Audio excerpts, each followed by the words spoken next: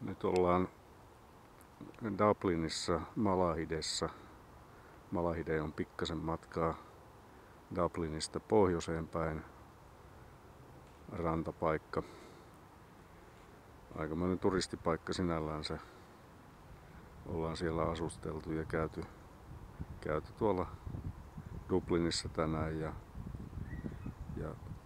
muun muassa Hovtissa oltiin äsken. Hovt on tuossa tämän Malahiden eteläpuolella.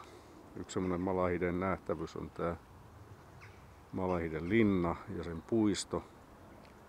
Puisto on erittäin laaja, hyvin säilynyt, hyvin ylläpidetty ja hoidettu puistoalue. Tuossa on sitten tämä Malahiden linna.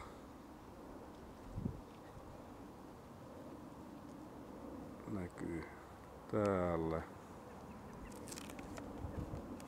Hyvin säilynyt, erittäin tyylikäs, hieno linna.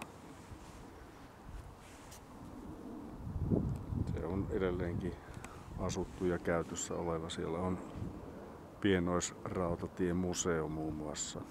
Rakennettu erittäin isokokoinen pienoisrautatie siinä sisällä.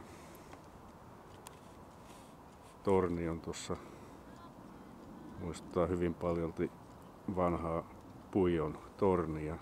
Varmaan Puijon torni on piirretty ihan samalla piirustuksella kuin toi oikealla oleva torni. Linnaa hallitsi 1700-luvulla Talbottien suku.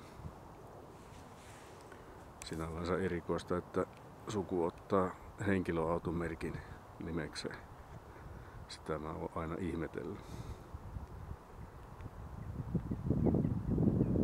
Nyt on ilta, sunnuntai-ilta, kello on noin 7. Tänään satoi vettä aika paljon. Täällä on pikkasen kosteita tai nurmia ja muutenkin puut ja maasto on kosteita. Muuten täällä on kyllä erittäin upeat olosuhteet. Tänään on satanut vettä ja paistanut aurinko, ollut monenlaista säätä.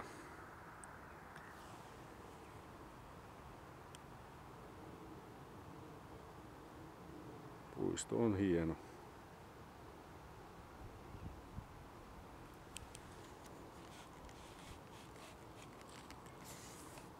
Ja hyvin avara.